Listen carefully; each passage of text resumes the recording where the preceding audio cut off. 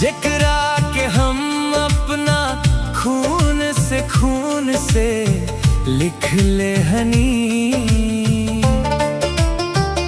उ तोहरा संगे चलत बा हाथ पकड़ के, आ हम यहाँ भींजत बानी आँख मूंद के।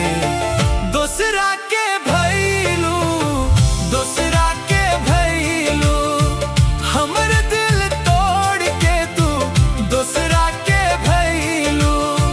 कांच के जैसन सपना चूर चूर कइलू, हमें जिंदगी भर कितना दूर कइलू, हमके जिंदगी भर और कितना दूर कइलू।